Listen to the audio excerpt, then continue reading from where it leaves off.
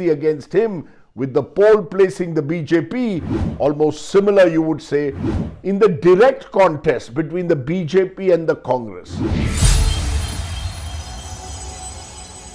Views expressed in this blog are hosted on my own website, are strictly personal and do not reflect the views of any organization. Namaskar. Hello and welcome to Straight Bat, my weekly video blog where, as the title suggests, I comment with a straight bat. Ahead of the general elections of 2024, the big general elections, what is the mood of the nation? The India Today biannual poll done by C Voter polling agency is out. And while I remain skeptical at times of opinion polls which often can't capture the large pool of undecided voters in a subcontinental sized country and hence can go wrong, they still offer a better guide to trends than any subjective assessment, which is why this week on Straight Bat, I will bring you 10 takeaways on the mood of the nation, the India Today C Voter survey. Takeaway number 1, only a miracle can stop a Modi hat-trick now. There seems to be an inevitability about the outcome of the 2024 elections. The poll, in fact, only confirms the widely held belief that Prime Minister Modi is simply invincible in 2024.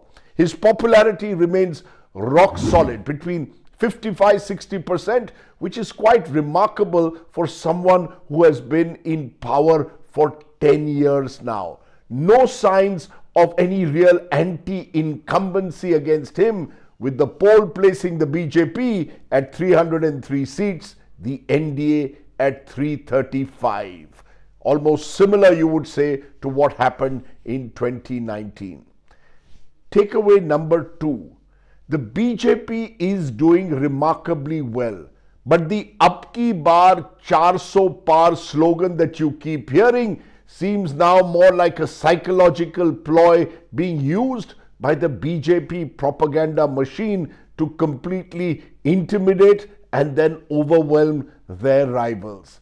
Except Uttar Pradesh, there is no major state where the BJP is doing substantially better now than in 2019. In effect, the BJP is consolidating its dominant presence in the Hindi heartland, is growing in parts of eastern India, but it still hasn't made a big leap in South India, which might also explain why the BJP is still searching for more allies to boost its numbers even further. Takeaway number 3. There is no getting away from a sharp north-south political divide. I reiterate, political divide. Just consider this. The BJP, as per the C Voter poll, is winning 154 of the 180 seats in North India, but is leading in only 27 out of the 130 seats of South India. In effect, therefore, friends, we have two Indias politically. North and West is saffron. South India is, with the exception of Karnataka, non-BJP. This trend is actually worrying because it might, in the future, only widen the South versus Centre conflict on issues like delimitation or indeed devolution of financial resources. Takeaway number 4. Mr. Modi's dominance is in part, at least, because of the nature of the opposition against him. No opposition leader comes remotely close to Mr. Modi in the popularity stakes. Lok Sabha elections over the years are becoming leadership contests. And when you ask a direct question, as a pollster often does, who do you want as Prime Minister? Mr. Modi punches well above his party. In fact, he's well over 50%. The next highest is Rahul Gandhi at just around 21%. The opposition's failure, especially that of the India Alliance, to provide a united front with a cohesive leadership has only enabled the BJP to benefit from the fact that the average public believes that this Mahagathbandhan is simply unviable and unworkable. Takeaway number 5. Rahul Gandhi has consolidated his leadership within Congress voters, but the Congress vote share itself remains only around 20%. Fact is, Rahul Gandhi therefore hasn't been able to woo new voters to his side, and this is really the reason for the Congress's decline over the last decade. The Congress, which got 11 crore votes in 2009, has got 11.9 crore votes in 2019. So the overall vote is increasing in the country. The Congress's vote is static. His yatras, therefore, Rahul's yatras, have clearly boosted his popularity, but only primarily within Congress leaders, not amongst the fence-sitting, floating voters. And therefore, it almost seems as if the Congress vote in a way has plateaued. Takeaway number 6. In the direct contest between the BJP and the Congress, there is only one winner. And this is a crucial takeaway. When the BJP is confronted with regional players, be it in a West Bengal or even with a regional alliance of sorts in Maharashtra, the contest becomes much tighter. Regional parties are still far more resilient in challenging the BJP's dominant position. Remember, in 2019, out of 180 odd seats, direct fights between BJP and Congress, the BJP won more than 170 of them by a double-digit margin. That situation doesn't seem to be changing, especially in the Hindi heartland. Takeaway number 7. Ram Mandir has given the Prime Minister a clear boost to his own image. As the poll shows, it is the one issue that is top of the mind when people think of Prime Minister Modi at the moment. But this doesn't mean that the Mandir has got the BJP additional new voters. What it's done, it's energized and consolidated the BJP's core vote.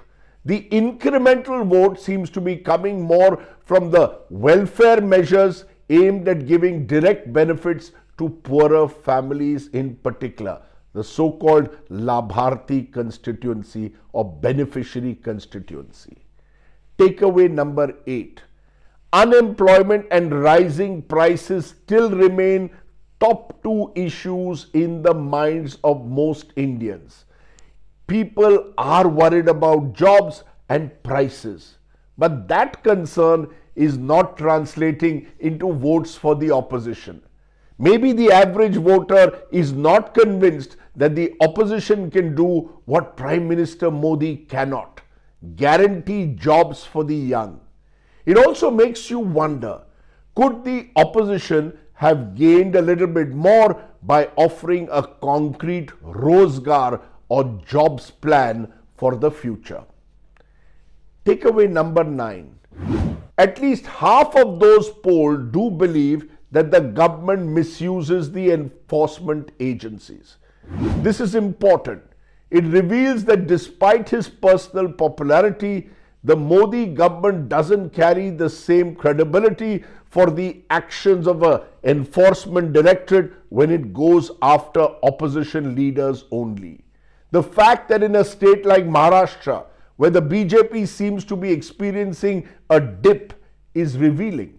It shows that the politics of cash and carry, rank opportunism have their limits. Takeaway number 10. Yes, let me say this again once more.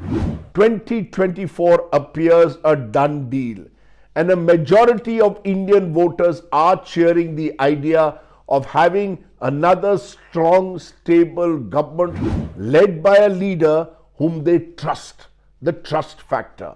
The idea of a milli-julli or a coalition government no longer attracts voters.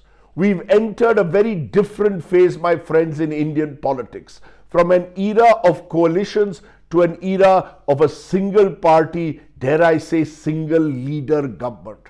I often ask the question, would the BJP be as dominant without Prime Minister Modi at the helm? Somehow, I don't think so. And that alone might give the opposition some heart, especially in state elections where Mr. Modi is not on the ticket. In fact, as our Mood of the Nation poll shows, in a state like Delhi, the same voter who chooses an Arvind Kejriwal as Chief Minister wants Prime Minister Modi as the Prime Minister. Or in Karnataka, where the same voter who chose the Congress last year to lose Bengaluru wants Prime Minister Modi in Delhi this year. It is this split vote which makes India such a fascinating place to observe politics. I know most of you will say 2024 is done and dusted. But as I keep saying, it's this granular data that you should always look out for, because that gives you a sense of the big picture. And that's what I'll keep giving you on the Straight Bat in the weeks ahead. So do subscribe to my YouTube channel for many more such videos. For now, stay well, stay safe. Jai Hind, Namaskar.